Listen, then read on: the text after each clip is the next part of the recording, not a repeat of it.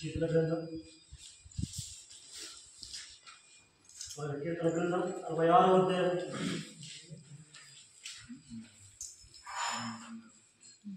కీర్తన 66వ అధ్యాయం 5వ వచనం.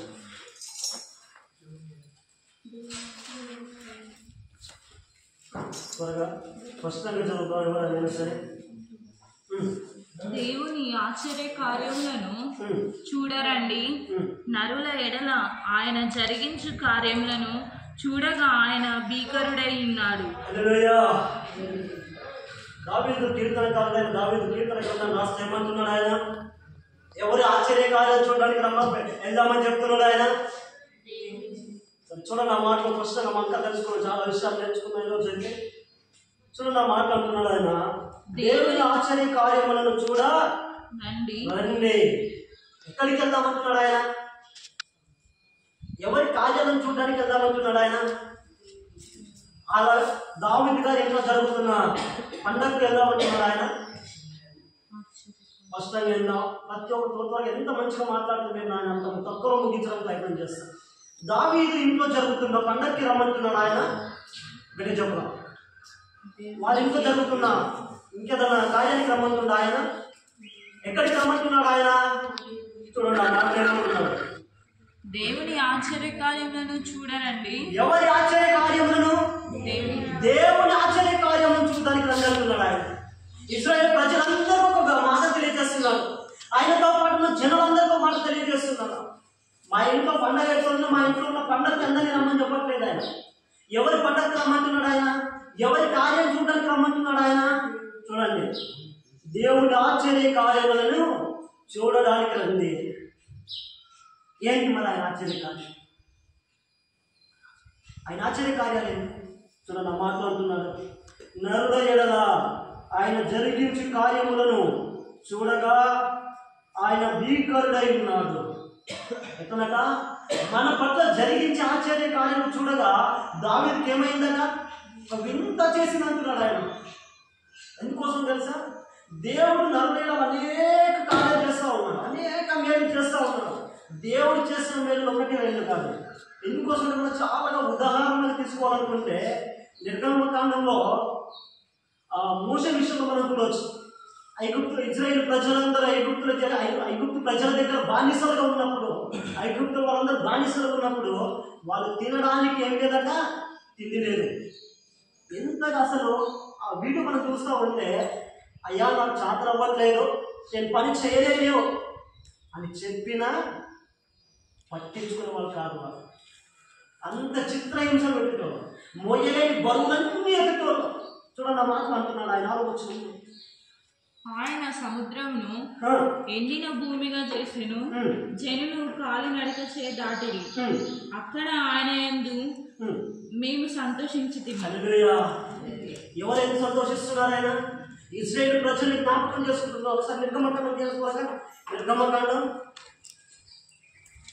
14వ అధ్యాయం 26వ వచనం. అంతలో యెహోవా మోషేతో ఐగుప్తీయుల మీదికిని వారి రథముల మీదికిని వారి రౌతుల మీదికిని నీళ్లు తిరిగి ఏం జరుగుతూ ఉందంటే సందర్భం మీద నుంచి చదువుకుంటూ వస్తే, ఇజ్రాయేలు ప్రజల్ని విడిపించడానికి దేవుడు ఎవరు పంపించిన అక్కడికి? మోషేను పంపిండు. ఎందుకోసం? ఇజ్రాయేల్ ప్రజలు ఐగుప్తు దేశంలో బానిసలుగా ఉన్నారు, వారు నా ప్రజలు. అందుకోసం ఏంటి అక్కడికి వెళ్ళి వారితో విడిపించుకు రావాలన్నప్పుడు మోషే అక్కడ కొన్ని సందర్భాల్లో, ప్రభా నేను నత్తి వాళ్ళయ్యా, అసలు నేను మాట్లాడితే ఎవరికి అర్థం కాదు అని చెప్పేసి మోషే ఎన్నో బొంగుతా ఉంటాడు దేవుని దగ్గర. ఎన్నో తప్పించుకోవడానికి ఎంతో ప్రయత్నం చేస్తూ ఉంటాడు. కానీ దేవుడు ఒకటి అంటాడు మోషా, నత్తి వాడికి కలగచేసింది ఎవరు? నత్తి వాడిగా పుట్టించింది నేనే, గుడ్డివాడిగా పుట్టించింది నేనే, మూగవాడిగా చేసింది నేనే. నీవు మాట్లాడేది జనులకు అర్థం అవ్వట్లేదు అంటున్నావు కదా, కానీ నువ్వు పోక మాత్రం తప్పదు. ఐగుప్తు ప్రాంతానికి వెళ్ళాలి. నీ అన్నైనా ఎవరి నీ అన్నైనా ఆహారం తీసుకొని పోవాల్సిందే. ఎక్కడికెళ్తా? ఇజ్రాయేల్ ప్రజలు ఐగుప్తులో బానిసలుగా ఉన్నారు. వాళ్ళందరూ బానిసలుగా ఉన్నారు కదా, వారి దగ్గరికి తప్పనిసరి నువ్వు వెళ్ళాల్సిందే అని చెప్పగా మోషకి ఏం చేయని అర్థం కాలేదు. దేవుని మాటలు తిరస్కరించలేక ఐగుప్తు ప్రాంతానికి వెళ్ళి వారందరినీ బానిసత్వం నుంచి విడిపిస్తూ ఉన్నాడు. విడిపించుకొని వస్తూ ఉన్నప్పుడు ఎనుక ఐగుప్తు ప్రజలు, శత్రు సైన్యము, ముందట సముద్రము. ఒక విషయం చూద్దాం మనం. ఒక వ్యక్తి దొంగతనం చేసి వాడు పరిగెత్తింది అనుకో, సరే సింపుల్గా అర్థమైతే మాట్లాడతాం. వాడు దొంగతనం చేసి పరిగెత్తింది అనుకో, ముందట వెళ్తేనేమో చీనాలు ఉన్నారు, వెనుక వెళ్తేనేమో ఇంకా వేరే వాళ్ళు ఉన్నారు. ఎవరి చేతికి దొరికినా ఇప్పుడు ఏమైపోవాలి? దొంగతనం చేసినందుకు ఊరు వాళ్ళని దొరికితే తలగాల్సిందే దెబ్బలు, వెనక్కి వెళ్తే ఇంకా ప్రజలు దొరికినా తలగాల్సిందే. ఇప్పుడు వాడు ఏం చేయాలి? వాళ్ళకున్న మార్గం ఏది మరి? తప్పించుకుందాము అంటే తప్పించుకోలేదు, ఎందుకోసం అంటే దెబ్బలు తినాల్సిందే. ఇంకేం చేయలేని పరిస్థితి. ఏం చేయాలి? వాడు చావాల్సిన మార్గం కదా. అట్లాగే ఇజ్రాయేలు ప్రజలు వెనుక చూస్తేనేమో శత్రు సైన్యం రెడీగా ఉంది, ముందు చూస్తేనేమో సముద్రం రెడీగా ఉంది. వాళ్ళకి ఏం చేయాలో అర్థం అవ్వట్లేదు. ఏమంటే మోషే దేవుడి సన్నిధికి చేతులెత్తి ప్రార్థించి కదా, ప్రభువా మరి నేనేం చేయాలి? ఇప్పుడు ఈ ప్రజలందరినీ నువ్వు చెప్పినట్టు నేను విడిపిస్తా ఉన్నా, వాళ్ళందరూ వెళ్ళేస్తున్నారు మరి. కానీ ఎందుకు ఐగుప్తు ప్రజలు, శత్రు సైన్యం బలంగా ఉందాయా? ఎందుకు వాళ్ళకు దొరికితే నువ్వు చనిపోవాల్సిందే. ముందుకు వెళ్దామంటే సముద్రం అడ్డుగా ఉంది. ఏం చేయాలి? చూడండి, ఆ మాటలో అప్పుడు ఏమంటున్నారో పోషక దేవుడు. చూడండి, అంతలో యెహోవా మోషేతో ఐగుప్తుల మీదికిని వారి రథముల మీదికిని వారి రౌతుల మీదికిని నీళ్లు తిరిగి వచ్చినట్లు సముద్రము మీద నీ చెయ్యి చాపమనెను. హల్లెలూయా. ఏం చాపమన్నాడు దేవుడు మోషేతోని? గట్టి చెప్తారా? ఏం చాపమన్నాడు ఆయన? నీ చేయి చాపు. దేనికోసం చేయి చాపమన్నాడు ఇప్పుడు ఆయన? ముందర చూస్తేనేమో సముద్రం ఉంది, వెనక చూస్తేనేమో శత్రు సైన్యం ఉంది, తప్పించుకునే అవకాశం లేదు. మోషే ఎవరి మాటలు బట్టి ఎక్కడికి వెళ్ళిండు? ఐగుప్తుకు. దేవుని మాటలు బట్టి ఐగుప్తుకి వెళ్ళిండు. ఇప్పుడు ఎవరు అవసరం కావాలి మరి మోషకు? దేవుని అవసరమే కావాలి. అందుకోసం ఆయన ఏం చేస్తున్నాడ? దేవుడి వైపు ప్రార్థన చేయగా దేవుడు ఏమన్నాడు? సముద్రం వైపు నేను చేర్చాపన్నాడు. ఈ సందర్భంలో మనం మూడు గంటలు చూడవచ్చు. బండ దగ్గరికి వెళ్ళినప్పుడు మాట్లాడమన్నాడు, కానీ మోషే కత్తితో కొట్టింది. సముద్రం దగ్గరికి చేయించామన్నాడు. మనం చాలా సందర్భంలో చూస్తూ ఉంటే ఇంకా చాలా విషయాలు ఉంటాయి. కానీ చూడండి, చెయ్యి చాపమనగానే చూడండి, మోషే సముద్రం మీద చెయ్యి చాపగా వృద్ధి పొడిచినప్పుడు సముద్రము అధిక బలముతో తిరిగి పొందేను. ఒక ఐగుప్తులో నుంచి ఇజ్రాయేల్ ప్రజలందరూ ఏ టైం వచ్చినట? రాత్రి బయలుదేరినారు. వాళ్ళు పరిగెత్తుతూ వస్తున్న సమయంలో సముద్రం దగ్గరికి వచ్చేసరికి ఏ టైం అయిందట? మాట చదువుకోవచ్చు త్వరగా. చెయ్యి చాపగా వృద్ధి పొడిచినప్పుడు ఏమైతుంది? ఇప్పుడు ఆకాశం సముద్రం వైపు చెయ్యి చాపగానే ఏమవుతుందట? పొద్దు వస్తా ఉంది, మొలుస్తా ఉందా?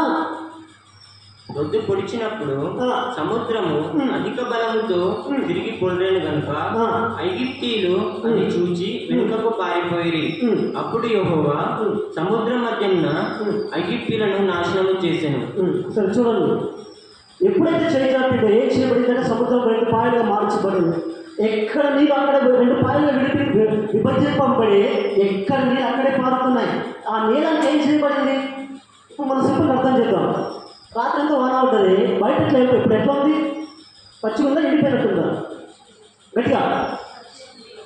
కానీ సముద్రం 2 పాయలు ఎట్లా ఉందట? 6 నెలలు రాయబడింది. వర్షం పడితే 10 నిమిషాల తర్వాత మనకు పచ్చిగుంది, కానీ అప్పుడే నీళ్ళన్నీ అక్కడెక్కడ వెళ్ళిపోయిన నీళ్ళు ఆ సముద్రం పాయ ఎంత ఏమైందట? పచ్చి ఏమైందట? ఎండిన నీడగా మారిపోయింది. ఎవరి కార్యం అది? దేవుని కార్యం. అందుకోసం దావీదు అంటున్నాడు, దేవుని ఆశ్చర్య కార్యములను చూడవిద్దాము రండి అని చెప్తున్నాడు అక్కడ ఉన్న ప్రజలందరితో. చూడండి, ఆ మాటలకి ఏమంటున్నాడు చివరిగా 30వ వచనం. ఆ దినమున యెహోవా ఐగుప్తీయుల చేతిలో నుండి ఇశ్రాయేలులను రక్షించెను. ఏం చేయబడిందట? ఐగుప్తు ప్రజలతో ఎవరిని విడిపిస్తున్నాడు దేవుడు? ఇశ్రాయేలు ప్రజలందరినీ విడిపించి ఉన్నాడు. ఎందుకోసం అంటే దేవుని కార్యాన్ని ఆ ప్రజలందరూ చూస్తున్నారా? మరి ఆ ప్రజలందరూ చూస్తున్నారు ఆయన చేసిన కార్యాన్ని. చనిపోయే స్థితిలో ఉన్నారు. ఎంతమంది ప్రాణం కూడా పోయిండొచ్చు ఆ సమయంలో కూడా చూస్తూ ఉంటాయి. కానీ ఆ బానిసత్వం నుంచి విడిపించింది ఎవరట? మోషే దేవునికి ఇచ్చిన కృపను బట్టి. మోషే దేవుడు పంపించిండు. పంపడమే కాదు, మోషతో ఏం వెళ్ళిందట? దేవుని యొక్క ధైర్యం వెళ్ళింది ఆయనతో పాటు, దేవుని యొక్క సన్నిధి వెళ్ళింది ఆయనతో పాటు. ఎక్కడికి వెళ్ళినా వారు చనిపోయే స్థితి వచ్చింది, శత్రువులు వాళ్ళని తరిమే స్థితి వచ్చింది. కానీ ఎవరిపైన ఆధారపడ్డాడు దావీదు? మోషే దేవుడిపైన ఆధారపడ్డాడు. చూడండి, ఆ మాట త్వరగా. యెహోవా ఐగుప్తీయులకు చేసిన గొప్ప కార్యములు ఇశ్రాయేలీయులు చూచిరి కనుక ఆ ప్రజలు యెహోవాకు భయపడి యెహోవా యందును ఆయన సేవకుడైన మోషే యందును నమ్మకం ఉంచిరి. చూడండి, వాళ్ళందరూ ఎవరికి భయపడుతున్నారు? ఇప్పుడు మనకు 2 విషయాలు గమనించవచ్చు. ఇశ్రాయేలు ప్రజలు దేవుడు ద్వేషించిన వాళ్ళకు సందర్భంలో ఒక మాట అంటారు. ఏంటంటే రాత్రి వాళ్ళందరూ పరిగెత్తుతూ వెళ్ళేస్తున్నప్పుడు శత్రువులందరూ తరిగినప్పుడు మోషే వాళ్ళందరూ నిందిస్తూ ఉంటారు. నువ్వు చేయబట్టి మేము అక్కడి నుంచి ఇక్కడికి వెళ్ళొచ్చాము, మేము ఐగుప్తులో దొరికితే మమ్మల్ని చంపేస్తారు, నువ్వు రాకున్నా బాగుండేదేమో, ఐగుప్తు నుంచి మమ్మల్ని విడిపించకపోయినా బాగుండేదేమో అని చెప్పేసి వాళ్ళందరూ మోషేని నిందిస్తూ ఉంటారు, ఇబ్బంది కలిగిస్తూ ఉంటారు. అసలు మోషకి ఏం చేయాలి అర్థం కాక అసలు ప్రభువా నేను చేసిన పొరపాటు ఏంది, మరి వీళ్ళని ఇంతగా హింసిస్తున్నారు అని చెప్పేసి మోషే దేవుని దగ్గర మొరపెడతా ఉన్నప్పుడు దేవుడు ఒకటి అంటారు మోషే వారి నిందకు నువ్వు భయపడవద్దు ఎదిరా అంటారు.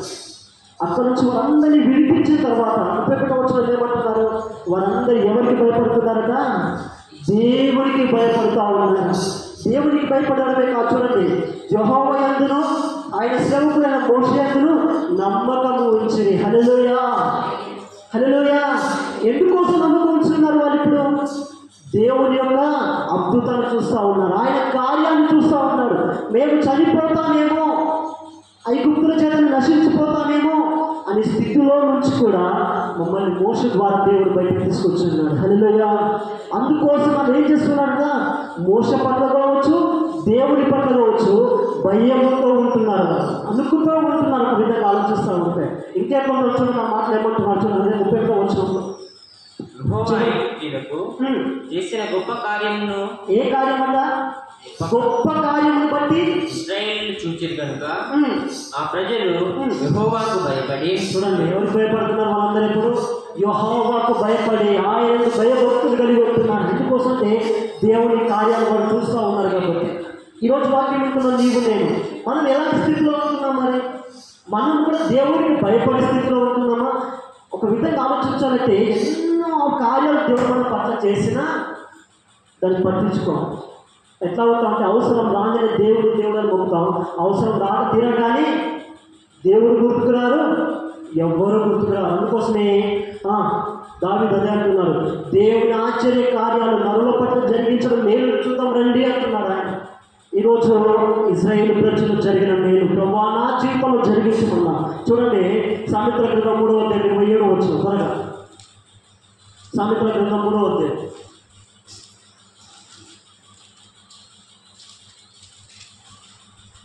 సామెతల గ్రంథం 3వ అధ్యాయం 27వ వచనం. మేలు చేయుట నీ చేతనైనప్పుడు దాన్ని పొందదగిన వారికి చేయకుండా వెనుక తీయకము. సరే చూడండి, ఏమంటున్నాడు ఆయన? సామెతల గ్రంథంలో ఏమంటున్నాడు? సొలొమోను గారు రాస్తూ ఆ మాట చూడండి మరొకసారి. మేలు చేయుట నీ చేతనైనప్పుడు దాన్ని పొందదగిన వారికి చేయకుండా వెనుక తీయకము. దేవుడు మోషేకు అప్పగించిన పనిని ఆయన జరిగించడం ద్వారా ఏమైందట? వాళ్ళు మేలు పొందుకున్నారు. నీ ద్వారా మేలు అవుతుందని తెలిసి కూడా ఆ మేలును అక్కడే దాచిపెట్టుకున్నావు అనుకో, సరైనదేనా? అది అర్థమవుతుందన్నమాట. నీ వల్ల మేలు జరుగుతుంది పక్కవాడికి అని నీకు తెలిసినప్పుడు మేలు చేసేవాడికి నువ్వు ఉండాలి. నా వల్ల మేలైతే నాకు తెలుసుకుని నేను సైలెంట్గా ఉన్నాను అనుకో, నేను ఊరుకున్నా మంచివాడిని. సరే చూడండి, నేను మూర్ఖున్నా మంచివాడిని. నేను ఒక మాట చెప్తాను, మళ్ళీ కోసం అమ్మా నిద్ర వస్తుందా? మళ్ళీ కోసం వల్ల నడిపి కొడుకుకు ఏదో దెబ్బ తాకింది. 9 గంటల రాత్రి కొత్త డాక్టర్ దగ్గరికి వచ్చిరారు. అక్క కొత్త డాక్టర్ దగ్గరికి వచ్చారు. వాళ్ళ పరిస్థితి ఎట్లా ఉందంటే అన్న దగ్గర బండి లేదు, వాడికి ఏదో పిల్లోడికి ఏదో సంథింగ్ అని నాకైతే గుర్తులేదు. కానీ అక్కడికి వచ్చిన అన్న వాళ్ళకు వీళ్ళకు అందరికి ఫోన్ చేస్తున్నారు బండి కావాలి. ఆ డాక్టర్ అర్జెంటుగా వీళ్ళు ఎల్లారెడ్డి తీసుకోవడం అని చెప్పాడు. వీళ్ళకి అందరికి ఫోన్ చేస్తుండో ఎవ్వరు కూడా పాపం ఆ టైంలో ఎవ్వరు హెల్ప్ చేస్తున్నారు. బండి ఉన్నాం. ఆ అన్న నాకు బండి అడగలేదు, ఏం అడగలేదు. అన్న తీసుకోవన్నా అని చెప్పేసి తాళాలు చేతిలో పెట్టిన ఆ అన్నకి నేను ఎవరో కూడా తెలియదు. ఆ అన్న తర్వాత చెప్తాను, తర్వాత ఇంటికి వచ్చిన తర్వాత చెప్తాను. కొత్త డాక్టర్ ఫోన్ చేసి వచ్చిందట, నాకు బండి ఇచ్చిన పిల్లగాడు ఊరు బండి తాళాలు చేతిలో పెట్టి అన్న పోవాలి వెళ్ళాలని అని చెప్పేసి ఇంటికి వచ్చినాను. పొద్దున 5 గంటల్లో మళ్ళీ నా బండి నాకు తీసుకొని వచ్చాను. ఇప్పుడు ఒక విషయం గమనిద్దాం. వాళ్ళ కొడుకు పరిస్థితి సీరియస్గా ఉంది, వాళ్ళకి హాస్పిటల్ వెళ్ళాలి. నా ద్వారా ఏముంది, వాళ్ళు వెళ్ళడానికి వాహనమే నా దగ్గర ఉంది. అది నేను వేయకుండా అక్కడికి సైలెంట్గా ఉన్నాను అనుకో, నేను మేలు చేసేవాడిని, కీడు చేసేవాడిని. గట్టిగా చెప్తున్నాను, నేను ఇవ్వలేదు అనుకో కీడు చేసిన వాడిని అవుతాను. నేను ఇచ్చిననుకో ఏమవుతాను? ఇప్పుడు మేలు చేసిన వాడిని అవుతాను. ఎందుకోసం అంటే క్రైస్తవుడిగా నీ వల్ల నలుగురికి ఉపయోగం ఉండాలి, కానీ నీ వల్ల నలుగురికి ఇబ్బందికరంగా ఉండదు. హల్లెలూయా, హల్లెలూయా. మన వల్ల నలుగురికి ఇబ్బంది కాదు, మేలుకరంగా ఉండాలి, కానీ కీడుకరంగా ఏ రోజు కాదు. ఎందుకోసం క్రైస్తవుని లక్షణం అది, క్రైస్తవుని జీవితం. మోసే నాకెందుకులే, నేను ఎల్లోని ప్రభు అంటే ఇశ్రాయేలు ప్రజలంతా ఎక్కడ ఉండేవాళ్ళ? ఐగుప్తుల దగ్గర బానిసలు ఉండేవాళ్ళు. అర్థమవుతుందా? కానీ వారి బానిసత్వాన్ని ఎవరు విడిపించున్నారు? దేవుడు మోస ద్వారా విడిపించున్నారు. నీ వల్ల ఏ కార్యములు చేసేవాడిగా ఉండాలి, కానీ నాకెందుకులే అని వాడిగా నీవు ఉంటే నువ్వు దేవుడి దృష్టికి ఎలాంటి వాడు? చూడండి, ఆ మాటలు ఏమంటున్నాడు ఆయన. మేలు చేయుట నీ చేతనైనప్పుడు దాన్ని పొందదగిన వారికి చేయకుండా వెనుక తీయకుము. నీ వల్ల మేలు చేయడం, మేలు చేసే అవకాశం వచ్చినప్పుడు మేలు చేయకుండా వెనుకకు రావద్దు. అది క్రైస్తవుని లక్షణం కాదు, క్రైస్తవ స్త్రీల లక్షణం కాదు. మేలు చేయడం నేర్చుకోవాలి. మన వల్ల ఏ పని ఉంది, ఆ పనిని చేసేవాడిగా ఉండాలి. మొన్న మేమందరూ ఒక 7-8 మంది ట్రైన్లో ఆంధ్రాకి వెళ్ళాము. ఆంధ్రాలో గుంటూరు నుంచి ఇంకొక 30-40 కిలోమీటర్లు వెళ్ళాము. సత్తెనపల్లి. అసలు మా స్నానం చేయడానికి ఏమీ లేదు. ఆంధ్ర వాళ్ళ తమ్ముడు ప్రేమ వాళ్ళు గుర్తుకొచ్చింది. ఎమ్మటే వాళ్ళకి ఫోన్ చేసాం, తమ్ముడు మేము స్నానాలు చేసుకోవాలా, మేము ఇట్లా పరిస్థితి అంత ఇట్లా ఉంది, అసలు నైట్ అంతా జర్నీ చేసాం, మాకు అలసట ఉంది, స్నానాలు చేసుకోవాలని చెప్పినాం. ఆ తమ్ముడు ఒకరి చేతి కింద పని చేసుకోడు, దేవుడి పనిలో వాడబడుతున్నాడు పరిచయంలోని. ఆ తమ్ముడికి అడగానే అన్న 2 నిమిషాలు నాకు టైం ఇవ్వండి అన్న అని చెప్పాడు. సరే తమ్ముడు అన్న. ఆ తమ్ముడే ఫోన్ చేశాడు, అన్న రావచ్చు అన్న, మీరందరూ రండి, స్నానాలు చేసుకుని వెళ్ళిపోండి. వాడి వల్ల మేలు జరిగే అవకాశం ఉంది మాకు. ఎంత అలసిపోయినామంటే మేము అంత అలసిపోయినాం. ఒక్క ఫోన్ చేయగానే వాడు పని చేసే వాళ్ళ దగ్గర పర్మిషన్ తీసుకున్నారంటే మీరందరూ రావచ్చు. ఒక 2 డబ్బులు నీళ్ళన్నీ ఖరాబ్ చేసి వస్తుంది మేమందరం కలిసి. కానీ వాడిని వల్ల అయ్యే పని కోసము మా అందరిని అక్కడికి పిలుచుకున్నాడు. హల్లెలూయా, హల్లెలూయా. వాడి వల్ల జరిగే పని వాడు చేస్తున్నాడు. నాకెందుకు లేని వాడు ఎందుకు తిరిగింది అనుకో, మా అందరి పరిస్థితి ఏంటి? గప్పు రాలెక్క ఉండేటప్పుడు. హల్లెలూయా. ఎంత అలసిపోయినామంటే అంత అలసిపోయాం. అంటే మన వల్ల జరిగే పని మేలు మన వల్ల జరుగుతుంది అన్నప్పుడు దానికి వెనుకకు తీసేవాడుగా ఉండదు. వెనుకకు తీస్తున్నావు అంటే నువ్వు క్రైస్తవుడి కాదు, మర్చిపోతాం ఆ సమయంలోనే. ఎందుకోసం అంటే నీ వల్ల ఏ పని జరిగినప్పుడు చేసే అంటున్నారు దేవుడు. సొలొమోను గారు సమత గ్రంథంలో సదే చెప్తున్నారు, మీ వల్ల అయినప్పుడు చేసేయండి, కానప్పుడు దాని వల్లే అని చెప్తున్నారు. చూడండి, ఒక మాట చూపిస్తాను. యోహాను సువార్త 5వ అధ్యాయం. త్వరగా యోహాను సువార్త 5వ అధ్యాయం.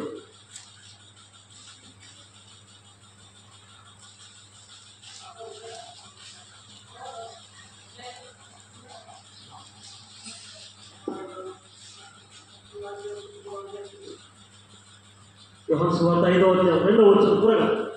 యెరూషలేములో గొర్రెల ద్వారం దగ్గర ఇబ్రీ భాషలో బెతెస్దా అనబడిన ఒక కోనేరు కలదు. దానికి 5 మంటపములు కలవు. ఆయా సమయములకు దేవదూత కోనేటిలో దిగి నీళ్లు కదిలించుట కలదు. నీరు కదిలింపబడిన పిమ్మట బెతెస్దా అనబడిన ఒక స్థలంలో ఒక కోనేరు ఉందట. దానికి ఎన్ని దర్వాజలు ఉన్నాయంటున్నాడు ఆయన? 5 ఉన్నాయి. అర్థమైందా?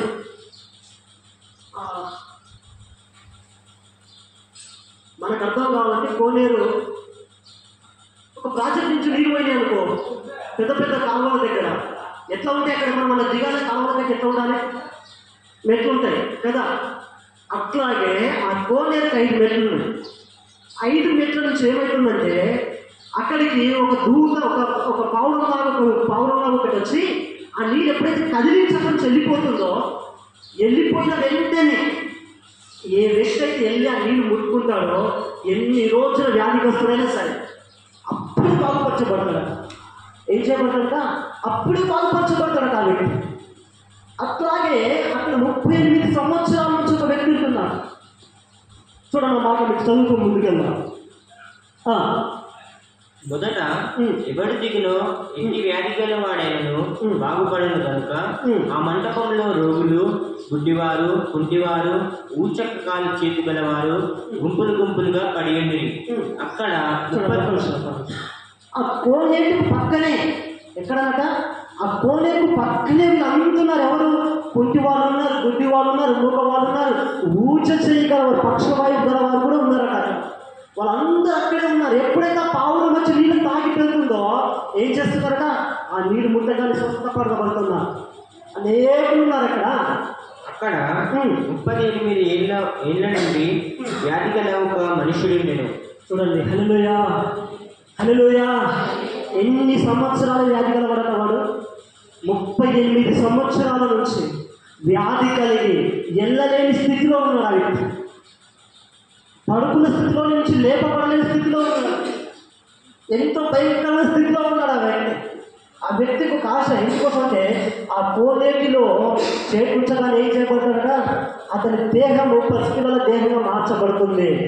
అయ్యా ఆంధ్ర సారు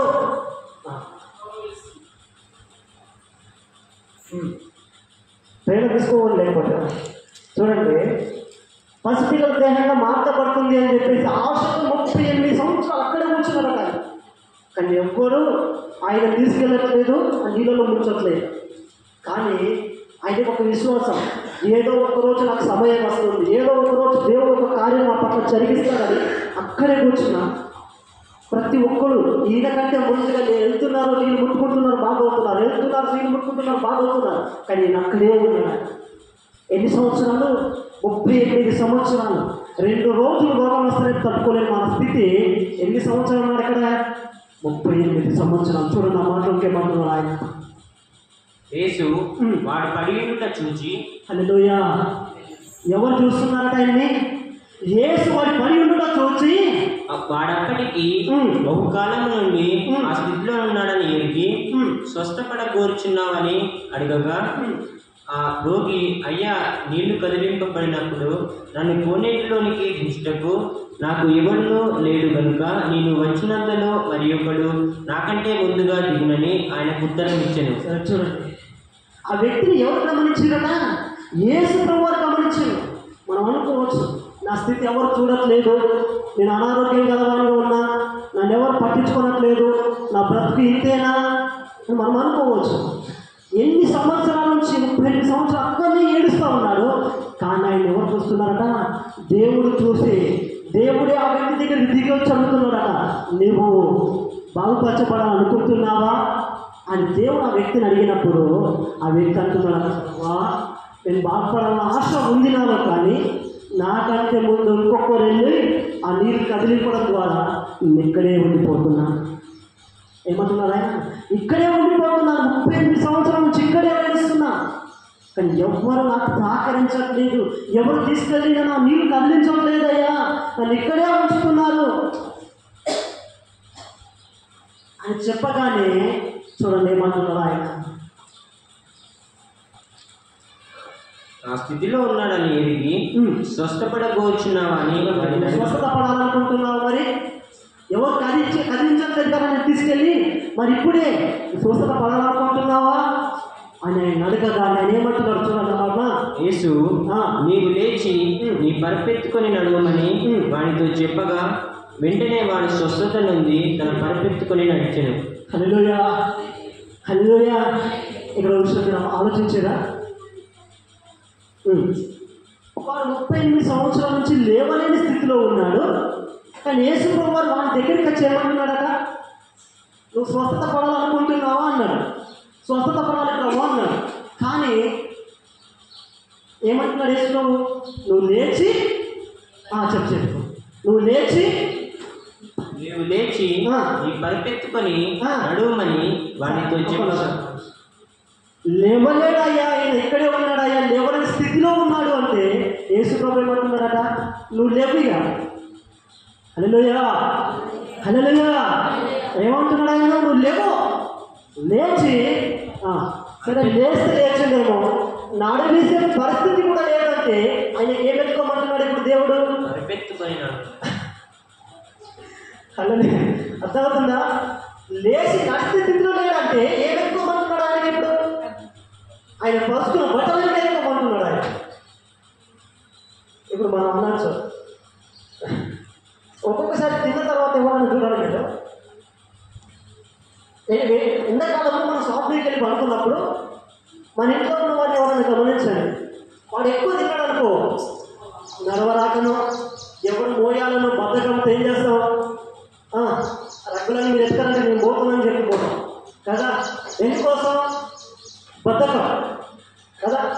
కానీ యేసు ప్రభువు వారు మాత్రం ఈ వ్యక్తికి అంటున్నాడు, నువ్వు లేచి నీ పని పెట్టుకో అంటే ఈ వ్యక్తి అనొచ్చు, ప్రభువా లేవశాతగానే నీవు నా దగ్గరికి వచ్చును, మళ్ళీ నన్ను లేచి నా బొట్ట నన్ను ఎత్తుకోమంటే నేను ఏం చేయాలి? ఒక బాధ వచ్చింది అసలు. కానీ చూడండి ఎంత మంచి మాట్లాడతాడు. నీవు లేచి నీ పరిపెత్తుకొని నడువమని వాడితో చెప్పగా వెంటనే వాడు స్వస్థత నుండి హల్లెలూయా హల్లెలూయా. ఎంబడి ఏం చెప్పబడ్డాడట? ఎప్పుడైతే లేచి నిలబడుతున్నాడో ఏం జరిగిందట? ఎంబడి స్వస్థత పొందాడు. ఏం చేయబడ్డాడట? ఎంబడి స్వస్థత పొందాడు. చూడండి వెంటనే వాడు స్వస్థత నుండి తన పరిపెత్తుకొని నడిచెను. హల్లెలూయా హల్లెలూయా. ఏం చేయబడ్డాడట? 38 సంవత్సరాలు అక్కడ ఉన్నాడు. నీళ్ళు కదిలించబడ్డాడు. ఇప్పుడు మరి అక్కడ నీళ్ళు కదిలియలే. మరి ఏం చేయబడిండు? ఆయన విశ్వాసమే ఆయన బాగుపరిచింది. హల్లెలూయా. ఏం చేయబడిండు? యేసు ప్రభు స్వయంగా ఆయన దగ్గరికి వచ్చాడు. యేసు ప్రభు స్వయంగా ఆయన దగ్గరికి వచ్చి నీళ్ళు కదిలించుకొని చెప్పలేదు, లేచి నిలబడు. ఏం చేయబడ్డాడు? లేచి నిలబడమన్నాడు. లేచి నిలబడగానే అతనిలో ఉన్న బలహీనత అంతా ఏం చేయబడిందట? అప్పుడే కొట్టివేయబడింది. అప్పుడే కొట్టివేయబడింది. ఈరోజు వాటిని మీకు అనేయబడలేదు. మన స్థితి మన పరిస్థితి మనం అనుకోవచ్చు. నేను అదే అంటున్నా. దేవుని ఆశ్చర్య కార్యములు దాని దగ్గర అంటున్నారు, చూడగలుగుతాం రండి, ఆయన గొప్ప ఆశ్చర్య కార్యములు చేస్తారని. ఇశ్రాయేలు ప్రజల్ని బానిసత్వం నుంచి విడిపించి గొప్ప అద్భుతాన్ని చేస్తా ఉన్నాడు. 38 సంవత్సరాల వ్యాధి గల వస్తువుని ఆశ్చర్యాన్ని లేపి గొప్ప అద్భుతాన్ని చేస్తా ఉన్నాడు దేవుడు. చూడండి ఒక మాట చూపిస్తాను మీకు. 2 రాజులు అంటున్నాం త్వరగా. మనం చిన్నప్పుడు స్కూల్లో చదువుకున్న స్టోరీ చూద్దాం ఒకసారి. 2 రాజులు అంటున్నాం త్వరగా. 2 రాజులు అంటున్నాం 6వ అధ్యాయం. స్టోరీ స్కూళ్ళలో చదువుకునే వాళ్ళం. ఈరోజు నేర్చుకున్నాం మన స్టోరీ. 2 రాజుల గ్రంథం 6వ అధ్యాయం 1 నుంచి 7 వస్తుంది. అంతటా ప్రవక్తల శిష్యులు ఎలీషా యొద్దకు వచ్చి, ఇదిగో నీ యొద్ద మాకున్న స్థలము ఇరుకుగానున్నది, నీ సెలవైతే నీవు యోర్దాను నదికి పోయి తల యొక్క మ్రాను అచ్చటి నుండి తెచ్చుకొని మరి ఒక చోట నివాసము కట్టుకుందామని మనవి చేయగా అతడు వెళ్ళుడని ప్రత్యుత్తరమిచ్చాను. ఎవరు వీళ్ళు మరి? చూడండి ఆ మాట స్టార్టింగ్ చెప్తాను. అంతటా ప్రవక్త శిష్యులలో ఎలీషా దగ్గరికి వచ్చి, ప్రవక్తల యొక్క శిష్యులలో ఎవరి దగ్గరికి వచ్చింది? అందరూ ఎలీషా దగ్గరికి వచ్చి ఎలీషా ఏమడుగుతున్నారు? ఇదిగో మేముండు స్థలం సరిపోవట్లేదు. ఏమడుగుతున్నారు వాళ్ళందరూ? మేమున్న స్థలం మాకు సరిపోవట్లేదు, మేము యోర్దాను పక్కన నది ఇంకా కొన్ని కట్టెలు కొట్టుకొని యోర్దాను నది పక్కన మా గుడాలను పెద్దగా వేసుకుంటామయ్యా, మేము ఉండడానికి స్థలం సరిపోవట్లేదు అని చెప్పేసి ఏలిషా వ్యక్తితో చెప్తా ఉన్నారు. ఏలిషాతో చెప్పగానే మరొక మాట అంటున్నారు వాళ్ళందరూ కలిసి, అయ్యా మేము వెళ్తున్నాం కదా, మాతో పాటు నీవు కూడా రా. ఏమడుగుతున్నారు వీళ్ళు? మేము వెళ్తున్నాం, మాతో పాటు కూడా మీరు రండి అని చెప్పేసి ఏలిషాతో చెప్తా ఉన్నారు. చూడండి ఆ మాటలో, ఒకడు దయచేసి నీ దాసులమైన మాతో కూడా నీవు రావాలని కోరగా, చూడండి ఏమంటున్నాడు? నీ దాసులమైన మేము నువ్వు మాతో కూడా రావయ్యా అని అడుగుతున్నారు వాళ్ళు. అతడు నేను వచ్చేదనని చెప్పి వారితో కూడా పోయాను. వారు యోర్దాను నదికి వచ్చి నాణలు నరుకుచుండిరి. ఒకటి దూలము నరుకుచున్నప్పుడు గుడ్డలి ఊడి నీటిలో పడిపోగా, ఒకడు దూలము నరుకుచున్నప్పుడు గుడ్డలి ఊడి నీటిలో పడిపోగా వాడు అయ్యో నా ఇలిన వాడా. సరే చూడండి ఆ మాట ఏమంటున్నాడు? శిష్యులు కొంతమంది వెళ్ళి కట్టెలు కొట్టడానికి వెళ్తూ ఉన్నారు. దానిలో ఒక వ్యక్తి ఏం కొడుతున్నాడట? దూల. చూడండి ఆ మాట బైబిల్లో ఉందా మాట? బైబిల్లో ఉందన్న వాళ్ళకి సార్ గట్టి చెప్పడం వాళ్ళమా? లేదు అన్నట్టు కొడుతున్నట్టున్నారు. గట్టి కొడతాం గట్టిగా. చూడండి ఏం కొడుతున్నాడట ఆ వ్యక్తి? దూలం కొడుతున్నాడు. దూలం ఎక్కడ ఉంటుంది మరి? దూలం ఎక్కడ ఉంటుంది మన దగ్గర? ఇప్పుడు ఇదని ఏమంటామా? ఇది ఏమంటాం మనం? ముందట ఉన్నదాన్ని లేదు చూపించాలి, కనిపించారు కదా, చూపించాలి. ఏమంటుందని? ఇది రేఖల షెడ్ మనకి ఏర్పడట్లేదు కానీ దాని దూలమే అంటారు కదా. కూలింగ్ వల్ల దూలం అనేది మనకి ఈజీగా అర్థమవుతుంది. అది మా ఇంట్లో ఉంది, కొంతమంది స్లాట్లలో కనిపించదు మనకు. కానీ ఏం నరుకుతున్నారంటే వాళ్ళందరూ, ఒక వ్యక్తి దూలం నరుకుతా ఉన్నప్పుడు వాడి గుడ్డని ఊడి నీటిలో పడగా, ఎక్కడ పడిపోయిందట వాడి గుడ్డలు ఊడి? నీటిలో పడిపోగా వాడు అయ్యో నా ఇలిన వాడా, అది ఎరువు తెచ్చినదని అంటే అర్థమైందా? ఎక్కడి నుంచి తెచ్చినట్టు అతని? షేపాయి లెక్క తెచ్చిన, లేదా పక్కింటి దగ్గర అడుకొచ్చినా, పక్కింటి దగ్గరికి నేను తీసుకొచ్చుకున్నా, నేను అది దూరం కొడతా ఉన్నప్పుడు అది నీళ్ళలో పడిపోయింది, నేను ఎట్లా చేయాలి? అర్థమవుతుందా? పక్కింటి నుంచి ఏదైనా వస్తువు కూడా పడుతుంది, పోయిందనుకో భయం ఉంటుందా ఉండదా? ఉంటుందా ఉండదా? ఉంటుంది కదా. ఆ వ్యక్తి కూడా గొడ్డని ఎక్కడ పడిపోయిందట? నీళ్ళలో పడిపోయింది. అతను కూడా భయం స్టార్ట్ అయ్యేమంటున్నాడా? చూడండి ఆ మాట ఏమంటున్నాడా? అయ్యో నా ఏలిన వాడ, అది ఎరువు తెచ్చినదని మొరపెట్టేది. ఆ వ్యక్తికి మొరపెడతా ఉన్నాడు. ఎవరికి? ఏ విషయం మొరపెడతా ఉన్నాడా? ఆ దైవజనుడు అది ఎక్కడ పడనని అడిగాను. వాడు అతనికి స్థలము చూపింపగా అతడు కొమ్మ యొక్కడి నరికి నీళ్లలో వేయగా గుడ్డలు తేనెను. చూడండి ఏం చేయబడిందట? ఎక్కడ పడిపోయిందో చూపించమన్నాడు ఏలిషా. చూపించగానే ఏం చేశారని ఏలిషా ఒక కొమ్మని తీసి ఎక్కడైతే పడిపోయిందో అదే స్థలంలో వేశాను. ఏం చేయబడినప్పుడు ఆ గొడ్డలి పైకి వేసచ్చు. మీకు అర్థమైపోయింది ఇక్కడ స్టోరీ. బరువుకున్న వ్యక్తి, బరువుకున్న వస్తువు నీళ్ళ నుంచి బయటకు వస్తుందా? తేలిక ఉన్న వస్తువు బయటకు వస్తుందా నీళ్ళ మీద? గట్టిగా చెప్పురా. ఏ వస్తువు తేలిక వస్తుంది మనకు? నీళ్ళ నుంచి బయటకు వస్తుందా మరి తేలికగా? అదే ధర్మకోలు ఈజీగా వస్తుంది. కానీ అక్కడ ఏమైందట? ఇంత జరుగుతూ ఉంది. అర్థమవుతుందా? ఏం చేయబడింది? గొడ్డలు పడిపోయిందని ఆ వ్యక్తి దేవుడు అక్కడున్న ఏలిషాని అడుగుతా ఉన్నాడు. ఏలిషా ఒకటే అన్నాడు, ఆ చెట్టు కొమ్మ తీసి అక్కడ పడగయ్యే కానీ ఏం చేయబడిందట? గొడ్డలు తేలికగా బయటకు వచ్చింది. హల్లెలూయా హల్లెలూయా. గొడ్డలు తేలికగా బయటకు వచ్చి ఆ గొడ్డలు తిరిగి అతనికి అప్పగించేసింది. ఏం చేయబడుతుంది? దేవుడు ఆశ్చర్య కార్యం ఎన్నో. చూడండి, వారు ఒక గృహాన్ని కట్టుకోవాలనుకున్నాడు. పోయిన గొడ్డలు ఎక్కడ దొరికిందట? ఆ అదే నీళ్ళలో దొరికింది. చిన్నప్పుడు స్కూల్లో యొక్క స్టోరీ అంటారు కదా. అంటే దేవుడు మనం అనుకోవచ్చు ఆయన ఎలా ఉంటాయి తన కార్యాలు ఆశ్చర్య కార్యములు. చూడండి కీర్తన కదా ఒకసారి మరొకసారి అన్నమాట 65వ అధ్యాయం 66వ అధ్యాయం 66వ అధ్యాయంలో వచ్చు. దేవుని ఆశ్చర్యకార్యములను చూడరండి. చూడండి ఎవరు ఆశ్చర్యకార్యం చూడాలన్నా వెళ్ళాలి మనం ఇప్పుడు. దేవుని ఆశ్చర్యకార్యాలు అర్థమవుతుందా? ఆ నీళ్ళలో పడిపోయిన కొద్ది ఏం చేయబడిందట, తిరిగి అతనికి అప్పగించబడింది. అయ్యా నేను పక్కింటి వారి దగ్గర తీసుకొచ్చుకున్నది అని చెప్పగానే అయినది వస్తువు ఆయనకు అప్పగించబడింది. మనం అనుకోవచ్చు దేవుడి కార్యాలు, కానీ దేవుడు జరిగించే కార్యాలు అద్భుతంగా ఉంటాయి. దాన్ని మనం గ్రహించాము. సరే చూడండి ఒక మాట చెప్తానక. ఆదికాండం 19వ అధ్యాయం త్వరగా. ఆదికాండం 19వ అధ్యాయం.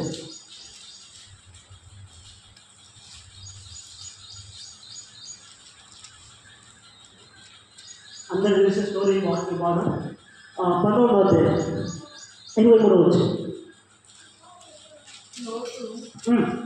సూర్యాకు వచ్చినప్పుడు ఆ దేశమున సూర్యుడు ఉదయించెను. అప్పుడు యెహోవా సొదొమ మీదను గొమొర్రా మీదను యెహోవా యొద్ద నుండి గంధకమును అగ్నిని ఆకాశం నుండి కురిపించి ఆ పట్టణములను ఆ మైదానం అంతటిని ఆ పట్టణములలో నివసించిన వారందరినీ. ఆ స్టోరీ మనకు తెలిసిందే. లోతు భార్య, వారికి 2 కుమార్తెలు. వారి యొక్క ప్రాంతం పైన దేవుడి యొక్క ఉగ్రహత వస్తుంది అని చెప్పేసి దేవుడు 2 వేగువారిని పంపించింది ఆ ప్రాంతానికి. 2 వేగువారిని పంపించి ఆ ప్రాంతం అంతా వాళ్ళు వేగుపరుచుతూ ఉన్నారు. వేగుపరచగానే లోతు ఆ గౌని ప్రారంభంలో కూర్చున్నారు.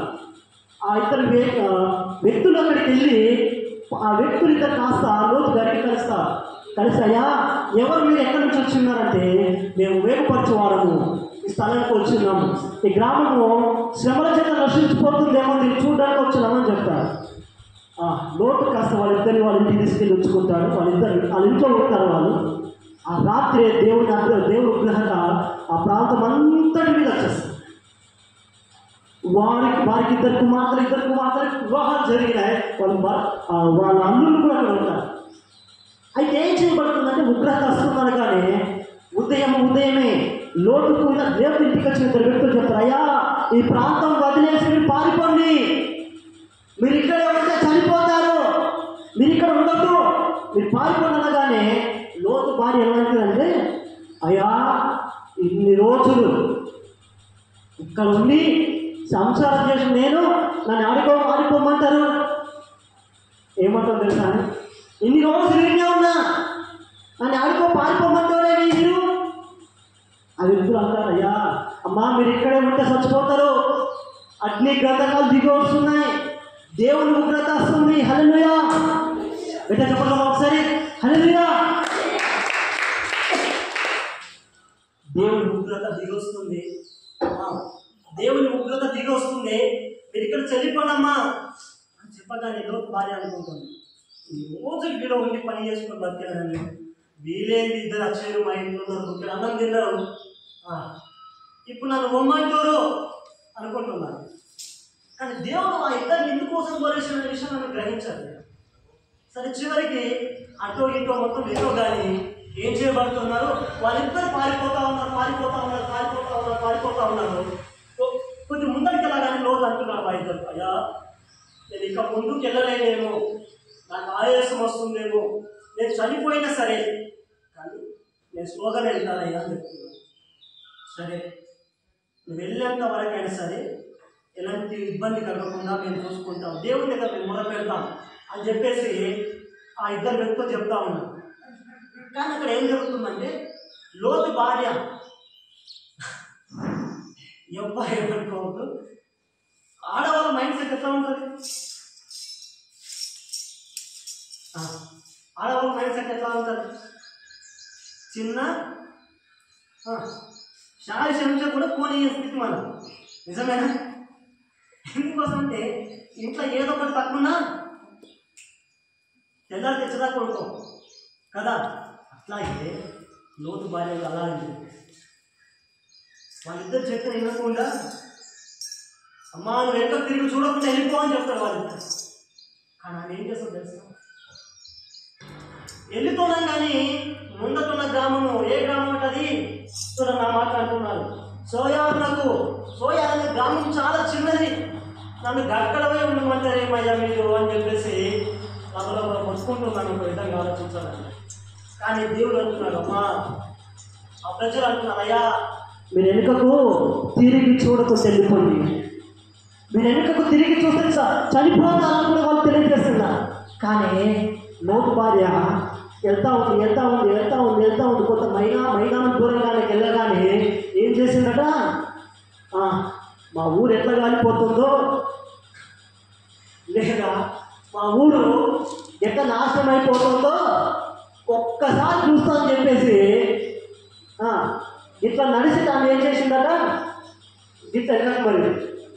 ఏం చేయబడింది అక్కడే ఆమె ఉప్పు స్తంభముగా మార్చబడింది. హల్లెలూయా హల్లెలూయా. ఎట్లా మార్చబడిందట, ఉప్పు స్తంభంగా మార్చబడింది. ఎవరి మాట వింటే ఉప్పు స్తంభంగా మార్చబడలేకపోయేది, దేవుని మాట వింటే ఆమె ఉప్పు స్తంభంగా మార్చబడేదా? మరి మార్చబడేది కాదు. ఎవరి మాట వినలేదు, దేవుని మాట వినలేదు, దేవుడు పంపించిన వేగుల వారి మాట వినలేదు, తను చేసుకున్న భర్త మాట వినలేదు. ఆ నలుగురి మాట వినలేక ఆమె ఏం చేయబడిందట, ఉప్పు స్తంభంగా మార్చబడింది. హల్లెలూయా హల్లెలూయా. కొన్ని సందర్భాలు చాలా మంది భయమేస్తుంది చెప్పదామంటే భర్త మాట వినక ఎన్నో కుటుంబాలలో సమస్యలు వస్తూ ఉంటాయి. అట్లాగే లోతు భార్య కూడా లోతు మాట వినక ఏం చేయబడిందట, ఆమె ఉప్పు స్తంభంగా మార్చబడింది. దేవుని మాట విన్నా కానీ లేదు, దేవుని మాట వినలేదు.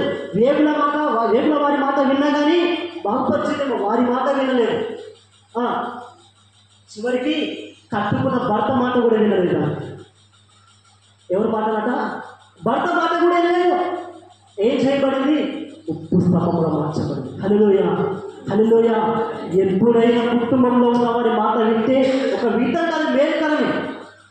కానీ మనం అనుకుంటాం ఎట్లా అంటే, వాళ్ళు చెప్తే నేను వింటానా, వాళ్ళు చెప్తే నువ్వు వినప్పుడు ఎట్లా అయిపోతాం మనం. లోతు భార్య మనం సాదృశ్యం. హల్లెలూయా హల్లెలూయా. చివరికి ఒక మాట చెప్పి ముగిస్తాం చూడండి. త్వరగా జకర్యా గ్రంథం. అయ్యా ఆంధ్రప్రదేశ్ పోదామనుకుంటే రాదు సారు. జకర్యా గ్రంథం 8వ అధ్యాయం త్వరగా.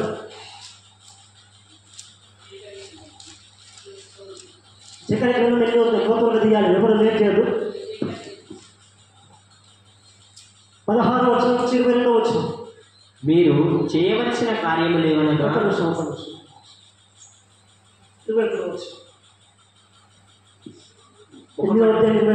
ఒక పట్టణము వారు మరి ఒక పట్టణము వారి యుద్ధకు వచ్చి ఆలస్యము చేయక యెహోవాను శాంతిపరచుటకును సైన్యములకు అధిపతి అయిన యెహోవాను వెదుకుటకును మనం పోదము రండని చెప్పగా.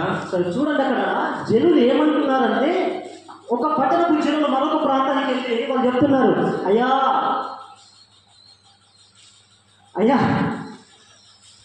అయ్యా మనమందరము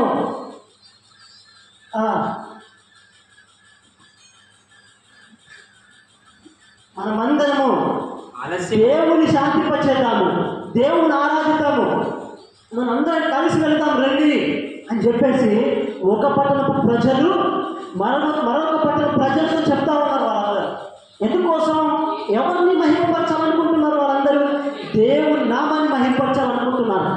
ఎందుకోసం అంటే దేవుని నామాన్ని గణపరచుతాం, దేవుడు అద్భుత కార్యాలు చేసేవాడు అని చెప్పేసి వాళ్ళందరూ ఏం చేస్తున్నారు చూడండి.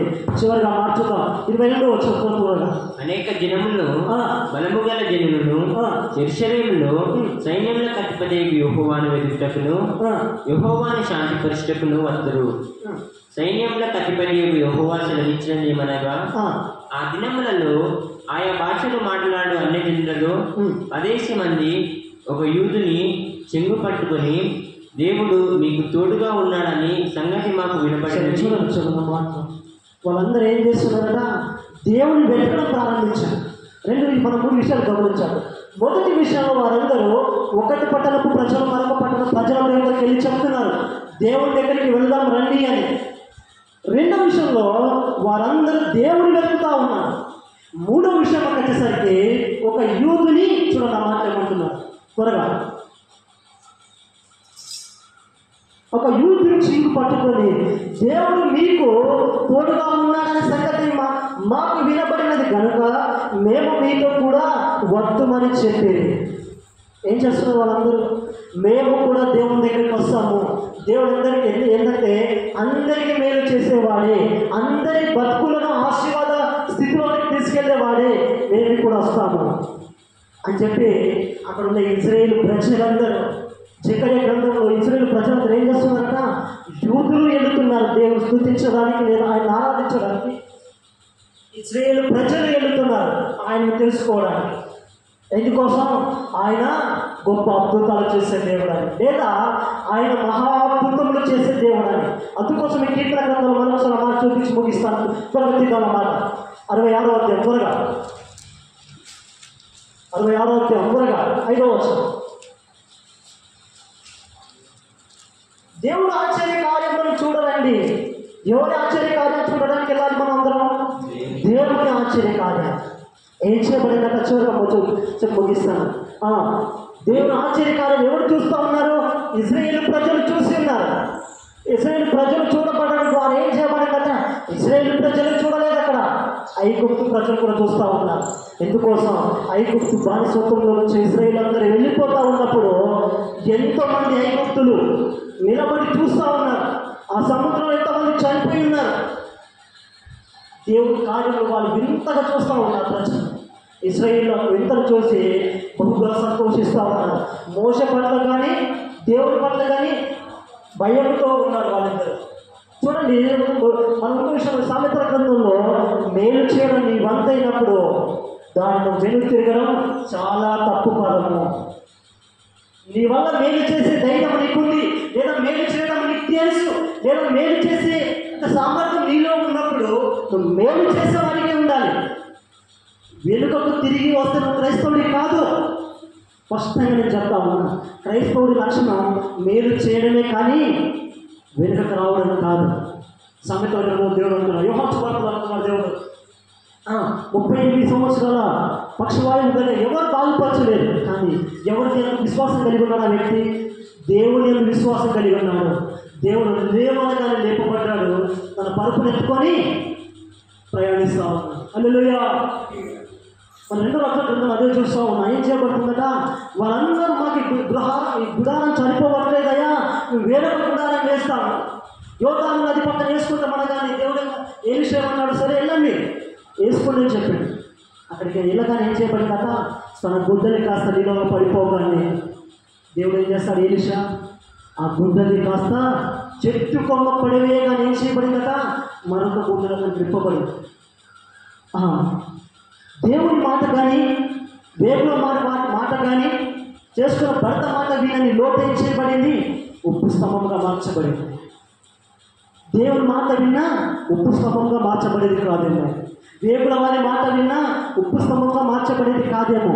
చివరికి కట్టుకున్న భర్త మాట విన్నా ఉప్పు స్తంభంగా మార్చబడేది కాదేమో. ఎవరి మాట వినక, అమ్మా నువ్వు ఆ మైదానానికి వెళ్ళేంత వరకు వెనుకకు తిరిగి చూడొద్దు అన్నప్పుడు ఆమె ఎక్కడే ఉంటే ఏ పరిస్థితి వచ్చేది కూడా కాదు. ఏం చేయబడిందట? కొద్ది దూరం వెళ్ళగానే వెనుకకు చూసింది. ఏం చేయబడింది? ఇప్పుడు ఆమె ఉప్పు స్తంభంగా మార్చబడింది.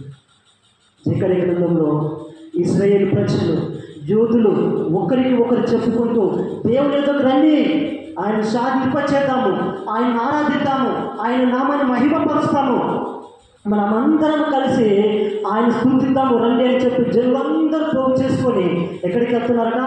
ఆయన చేసిన ఆశ్చర్యకాలను చూడడానికి వెళ్తా ఉన్నాను. ఆయన చేసిన మేలును చూడడానికి వెళ్తా ఉన్నాను. ఈరోజు వాక్యం వింటున్న నీవు నేను మనందరం కూడా, ప్రభువా నువ్వు నా పట్ల ఎన్నో మేలు చేసేవాడివి, కానీ నువ్వు కీడు చేసే దేవుడు కాదు. యంత్రతలో వచ్చుదామా? ప్రభువా నువ్వు నా పట్ల మేలు చేసే దేవుడివి, కానీ కీడు చేసే దేవుడు కాదయ్యా. ప్రభువా నీ చిత్తంలో జరిగించాను.